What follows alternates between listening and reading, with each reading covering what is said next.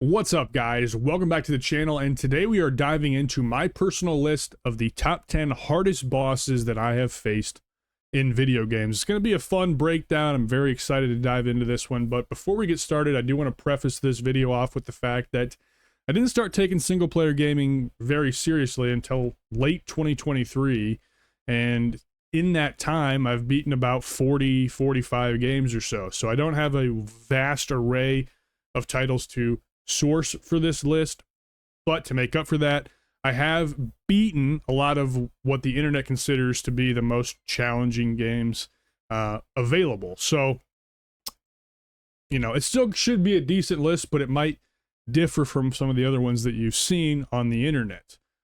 All I'm saying is, if your hardest, most difficult boss is not on this list, I may just not have played the game. So, that being said, please leave me your comments down below for your hardest video game bosses. I would love to talk about them down below in the comments. But without further ado, this intro has gone on way too long, so let's just dive into the actual list.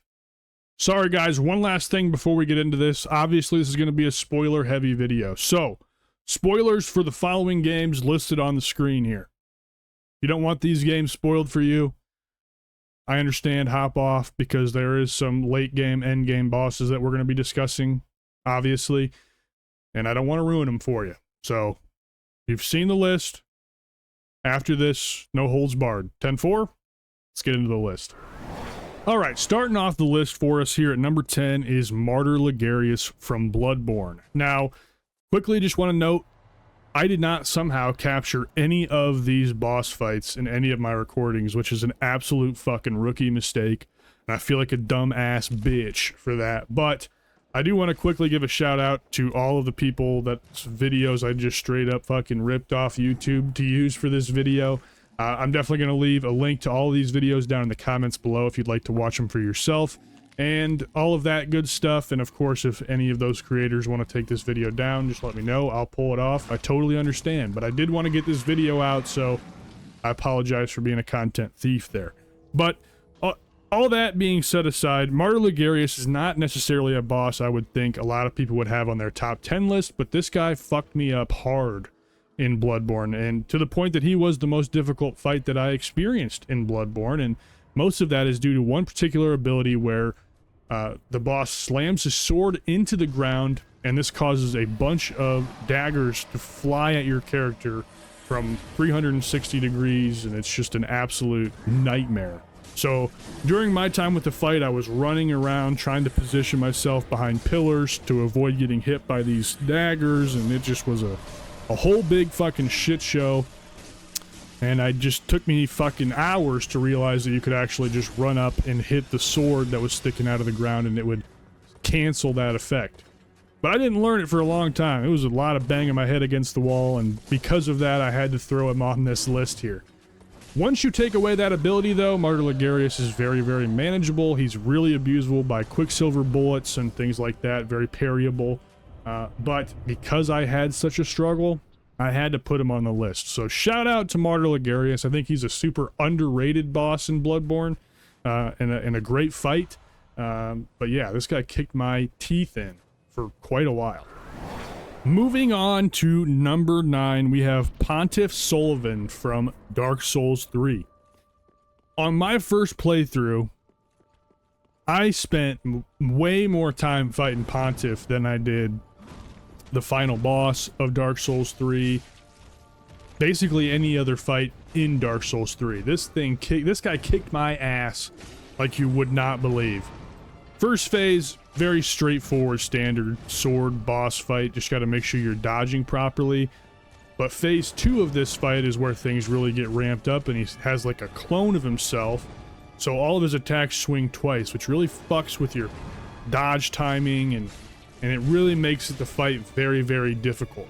Now, you can kill the clone to make the fight a little bit easier, or you can choose to focus on the actual main dude and just take him out. But yeah, this fight absolutely brutalized me, and honestly, I think a lot of that is to do with the fact that this was really my first Souls game, Dark Souls 3. This is the game that was the gateway drug to all other Souls-likes for me, And yeah, when I was doing this fight for the first time, it was my first experience with a Souls game. I'd made it pretty good progress in Dark Souls 3, and this guy was an absolute fucking roadblock. I will say, I've gone through Dark Souls 3 a few more times since that playthrough, and this guy doesn't seem to be an issue for me whatsoever anymore.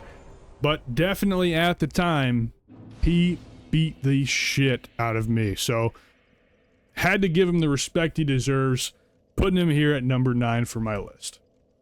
Alright, moving into our number 8 pick here, we have King of Puppets from Liza P. Fucking love Liza P. It's probably a top 3 all-time game for me. It's one of my absolute favorites, and the King of Puppets is an absolute menace. First phase, not necessarily too bad. He's just kind of a big, bulkier enemy that you can kind of weasel around and be quicker than and just kind of beat up, and it's not really a big issue. Where he becomes an absolute problem is in phase 2, when Romeo pops out of the mech. Romeo is incredibly fast, incredibly agile, has a lot of grab attacks that he can throw out at you if you're within close range that really prevent you from closing distance on him. Really challenging boss fight. Very rewarding to get this one done, but I remember being stuck on Romeo in particular for a very long time. I figured out phase 1 rapidly, but fucking Romeo, man, was a bastard. A lot of Liza P's focused on parrying, and this guy just overwhelmingly swarms attacks at you, which is very challenging. For me, at least, it was very hard. So, definitely great, you know, great fight. I think the aesthetic in this boss arena is unrivaled. It might be my favorite boss fight of all time visually. I just absolutely love everything about this fight, the way that it's set up in this sort of theater, the intro cutscene going up to the boss. Absolutely fantastic, but very challenging. This is definitely like one of the first few real roadblocks in Liza P. But number 8 on our list, we've got a lot more difficult bosses to go through, but King of Puppets definitely deserves a spot here. And go play Liza P if you haven't. It's a banger. Okay, moving on to number 7, I have Providence from Stellar Blade. Now, this is the final boss of Stellar Blade, one of the final bosses, I should say. And in my playthrough, this is the path that I chose to go down. It's basically, I think, a decision that's made at the very end of the game on which boss you get. So my decision led me to Providence, but their other decision will take you against Adam, who is a harder fight from what I've seen online. But I went to Providence just organically. I didn't know that before, but that's the path that I took. And Providence was a definitely a solid final game boss for this game. A lot of what makes Providence such a problem is his absolute abysmal, incredible amount of HP. You will sit there and fight this guy for 25 minutes straight, using all of your alpha abilities, doing everything you can possibly do, and every attack feels like tick damage. It is a brutal onslaught, and that's really what makes this fight so difficult. Not really the moveset or anything in particular that the character does. It's just the goddamn length of this fight. You gotta be really paying attention for a very long period of time to get him down. So, showing Stellar Blade some love, getting him in the list at number 7, and I think that's a good spot for it. Adam might rank higher on this list if I fight him. I'm sure I will go back and play through that game at some point and definitely take the other path to fight Adam. But we had Providence, and he's number 7 on our list. Number 6, we have the Yashka King from Black Myth Wukong.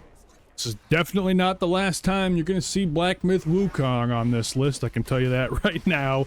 But the Yashka King was a massive challenge for me. He's very fast. He's got a very weird moveset, and what really makes this guy such a pain to deal with is he's like the king of delayed attacks. And they're just delayed in the perfect way where you think you're waiting long enough to dodge, and you're not. He just smokes you right in the face. On top of that, he's incredibly fast and quick. It's a two-phase boss fight, so again, you figure out one part, and then you got to go to the second part of the fight, and it's just a massive onslaught, and he's very, very difficult to deal with. I fucking hated Black Myth Wukong. I've talked about it on this channel many times. It was not a game that I had a lot of fun with, and any resistance that I came up in that game was nightmare fuel, and Yashka King was definitely one of those nightmare fuel moments. But when you do take him out, you do get a pretty sick-ass armor for your character, so that is cool. At least you get a nice reward from beating him. But yeah, this guy lived in my dreams for a couple weeks, and definitely deserves to be on the list, but unfortunately, he missed the top 5, and we're going to dive into the top 5 right now. Number 5 on this list is Raven from Stellar Blade. Definitively, in my opinion, Raven was the most difficult fight in Stellar Blade. Over the final boss, without a question. What an absolute menace Raven was. Very, very quick. This game's a very parry-focused game, similar to Lies of P or Sekiro or any of those games, so you got to really be on the timing at all times with this.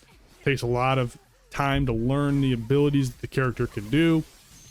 And on top of that, like I've mentioned before, this character is incredibly, incredibly fast. So Raven obliterated me for quite a long time. I spent a long time with Raven. And yeah, she was definitively, in my opinion, the most difficult encounter in Stellar Blade. Doesn't make it any less fun. I will mention about this fight, it's got some of the weirdest boss theme music in gaming history. Very strange. You can take a listen to it right now. I'll play a little snippet for you.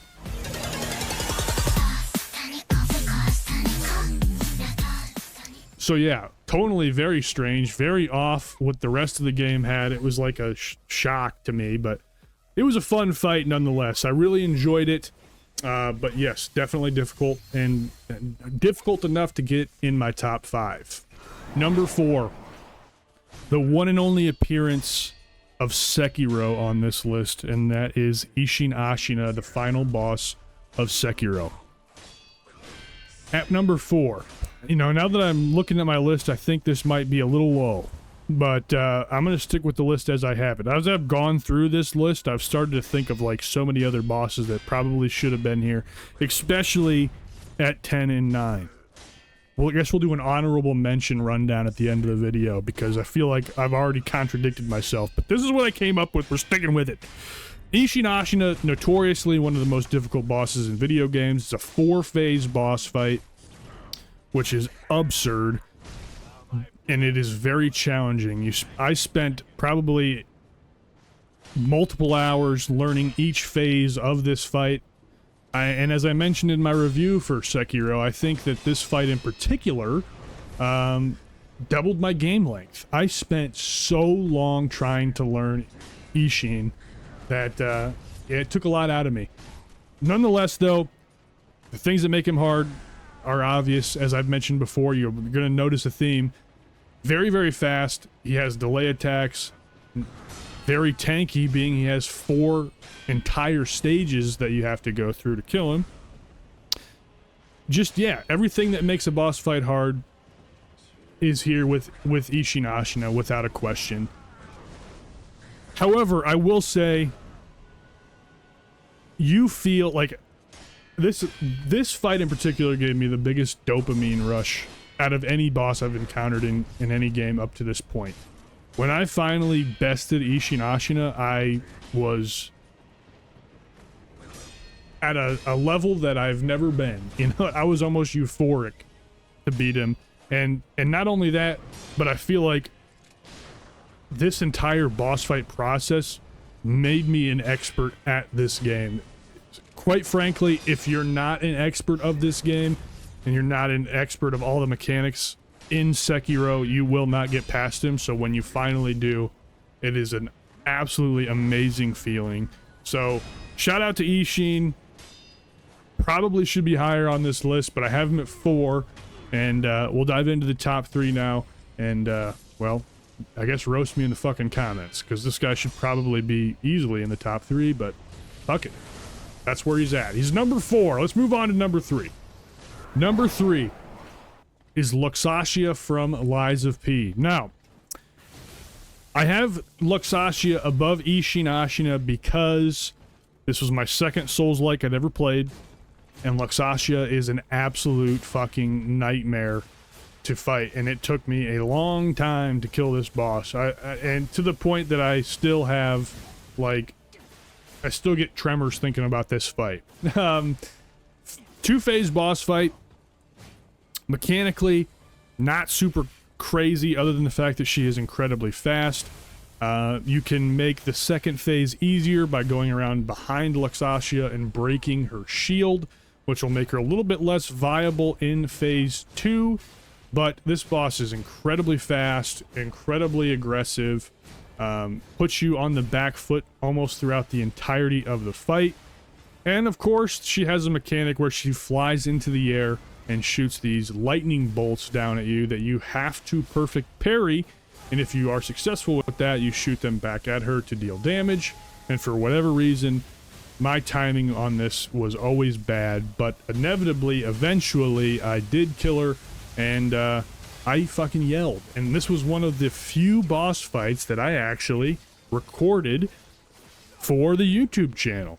I was doing a live stream, and I actually captured this. So here is that moment, one of my favorite moments that I've had in gaming, for your viewing pleasure. Come on. Let's fucking go! Fuck you, you dumbass bitch! Oh! Please don't be like a third phase. She's down. Oh. She's down, I'm gonna have a heart attack. Oh my lord, that fight is so bad. Oh, I'm gonna have a fucking stroke. I'm gonna have a heart attack. I can't believe I've done it. Oh, I feel so fucking good inside. So yes, Luxatia is gonna go into the number 3 spot. Probably just due to my lack of skill in this genre at the time. It felt like a bigger mountain to climb than Isshin did because I was much more experienced by the time I had actually got to Sekiro. That's my argument. It is what it is. Let's get into the top 2, and these 2 are absolute fucking destroyers of souls, so it should be fun. Number 2 is Ozma from the first Berserker Kazan. Prefacing this conversation off with the fact that in my playthrough I did not get the 3-phase fight. I got the 2-phase fight, and it still is my number 2 fight on my top 10 hardest boss fights list. Ozma is a menace. I've said that a million times. I'm running out of words. I need to like sit and read a dictionary so I can have some more words instead of repeating the same words over and over. But fuck it, I'm a small creator, okay? We're just learning here. But either way, Ozma, absolutely crazy boss fight. He's got an insane health pool. Most bosses in late game first Berserker Kazan do have an insane health pool, but especially Ozma has vicious attacks. Of course, counterattacks in this game are very useful, very helpful. That's something you need to make sure you master by the time you get to Ozma. But without a question, in my top 2 hardest boss fights of all time, probably spent, I don't know, 10 hours with Ozma, which sounds absolutely ridiculous, I'm sure. But this guy was no joke. First phase gets to be pretty much a blow through phase, and you have to blow through the first phase in order to really have a chance. Second phase of Ozma, he basically flies up into the air. He eats a planet right in front of your face, gets like 8 wings, comes back down and lands, and when he lands, he is in aggro mode, which is like 15 times faster and more aggressive than phase 1. And that's where 99% of my deaths came from, was in phase 2. He's just crazy quick in that phase. Not only that, I don't think I had the best armor on I'm sure I didn't, because I didn't scour every single inch of this game or do every piece of content. I tried, but obviously I didn't. And every time he hit me in phase 2, it did 75% of my HP. It was, and that's like a little basic hit. That was one of his hits in like an 8-string combo.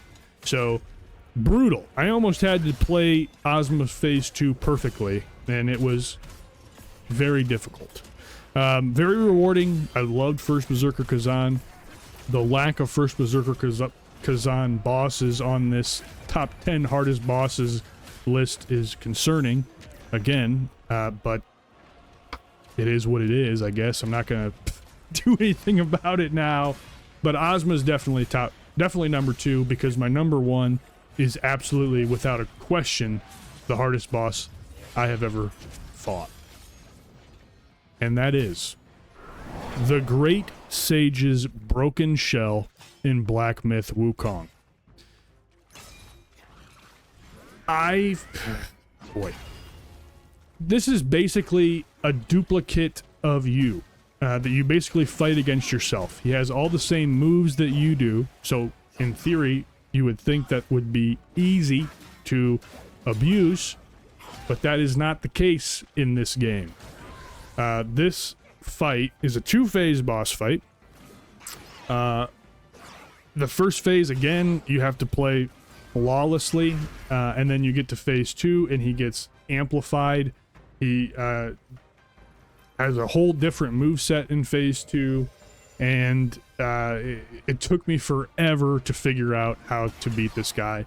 And not only that, this is the most disrespectful boss fight I have ever experienced, because when you go to drink from your healing flask in this boss fight, he will immobilize you, which he will freeze you. Then a cutscene will play where he will come up, take the healing gourd out of your hand, shake it to ensure that there's something in there. Then he will drink your healing flask. He will heal from that, and then he will throw the flask back at you and unimmobilize you. It is the most disrespectful thing I have ever seen, and when it happened to me the first time, I was fucking pissed. Unbelievably pissed. Honestly, that animation alone is probably what gets him at number 1 on this list. No, that's not true. The whole fight, other than that, was also, without a question, the hardest fight I've ever dealt with. But that animation is so damn disrespectful. Okay? Crazy. And I think this exposed me as kind of a Black Myth Wukong fraud, because I think I used immobilization a little bit too much. Because how that animation triggers is when you cast immobilization on him at a certain time, he can basically recast it on you to steal your gourd. So I think I just abused that spell throughout the game, and this fight exposed that flaw in my game, and that's what made it so difficult, because I had to like kind of remaster everything not immobilized to be able to get by him. But shit, this was a hard fight. And I remember the night that I beat this boss, I was fucking committed. Well, let me rephrase this. This took me like 3 days to beat, okay? And I will be clear, again, reiterating the point from earlier when we were talking about Yashka. I didn't really like this game that much, okay? So at the end of day 1 and day 2, I was like, man, this fucking game is driving me fucking crazy. I don't like it that much, but I gotta make a review, and I can't make a review for a series called After the Credits unless I roll credits on this fucker. So I have to beat this fucking dude, okay? So I go into the night 3, okay? And I say to myself when I sit down that session that I'm not fucking getting off until I kill this dude, okay? I wasn't recording, because I didn't stream hardly any of this game because I was almost in a grouchy mood the entire time, right? So I don't have any proof of this, and I wish I did. Wish I had footage of it. But I fucking sat here. It must have been 8-9 hours session. It was ridiculous, okay? I beat him at like 5:30 in the morning. And when I finally completed it, when I finally beat him after all this time, I remember distinctly feeling like, oh my god, I'm glad it's fucking over. I wasn't happy. I wasn't elated that I just overcome this obstacle and everything was great. I was just like, oh my god, fuck you. Fuck this game. I hate this game. I never want to think about this game ever again. I'm done with it. It's over. And that's all I cared about. So I like missed out on the dopamine hit from killing this guy. It was all bad. I hated every part of it. All the way through. Front to back. That fight was misery. Absolute misery. It was terrible. Terrible. What's funny though, I know we just had the whole spiel there, but I'm interested in playing it again. I'm interested in diving back into Black Myth Wukong because I think I'm being unfair. So I want to try it again in the future. That being said, it's probably going to be 2-3 years down the road. But either way, I'm itching to get back to it and try it again and see if maybe it was just me. I'm sure it was. Either way though, the Great Sage's Broken Shell, 100% my hardest fight I've ever encountered. Alright guys, so that was my top 10 hardest bosses I've ever encountered. Hope you guys enjoyed. I do want to rattle off a few honorable mentions. We're not going to have footage up for these because I'm already fucking being a content thief the way it is. I don't need to be more of a content thief. A couple quick mentions. Braska from Final Fantasy X was a fight that was very challenging. It was my first real turn-based RPG, and Braska is the final boss of Final Fantasy X, so that fight was very challenging, just kind of learning the real-time strategy things and making sure you're kind of a master at that to take on Braska. He was tough. The Paintress at the end of Act 2 in Expedition 33, of course going to shout out that game. That's my favorite game of all time. Expedition 33, if you haven't played it, you need to play it. That game is phenomenal, but what made the Paintress difficult was that she had a lot of attacks that you had to dodge, and the timing was very weird during those dodge sequences, and it was, I believe, a 2 or 3 phase fight, so quite difficult, but, you know, fun nonetheless. I fucking love every pixel of Expedition 33 throughout the entirety of that game, but gotta put her on here. Let's see, Scalpel in First Berserker Kazan is a fight that was very memorable to me as well for being quite difficult. Scalpel was like an ex-general or ex-warrior under Kazan, and he had like an obsession with blood, and after Kazan left, he kind of embraced that into his being and made a pact with like this blood demon. It was a crazy fight. It was very fun, but that fight in particular, you would kill him, right? And you would think it was just a one-phase fight. But the demon that he made an allegiance with reached out of his casket that he used, ripped him back into the casket, and he came back in phase 2 and was like way more aggressive in phase 2. Crazy fight. Awesome fight. One of the greatest fights, I would say. If I do a list in the future of like favorite boss fights, it'd probably be top 5 for sure. I loved the Scalpel fight. What else is there to talk about, really? The Nameless one in Lies of P probably should have been on here. I think the Nameless one was harder than Luxatia, but just out of trauma, Luxatia made the list over the Nameless one. Nameless one's final boss of Lies of P, base game. Haven't done the DLC yet, but so that's probably a glaring omission for some of you guys, but Nameless one, very, very challenging as well. And I'm sure I'm missing a ton. But that's all I'm going to really point out for now. But either way, that's going to end the video. I hope you guys enjoyed it. I really do. Hope this is a nice little change of pace for a Friday instead of a Let's Play. Have a little different video. Nonetheless, if you did like it, of course, consider liking and subscribing. Trying to hit 300 subscribers by the end of the year. A couple months left to go, so hopefully we can make that happen, and if you sub, that would really help us out to try to get to that goal. But other than that, guys, that's all I got for you. I love you all. Make sure you guys tell someone you love them today, because it could change their life. And we will see you guys on Monday for another video. It's either going to be Golden Tee or Soulstone Survivors probably, but hope to see you guys there. Thank you so much. I love you all. Catch you on the next one.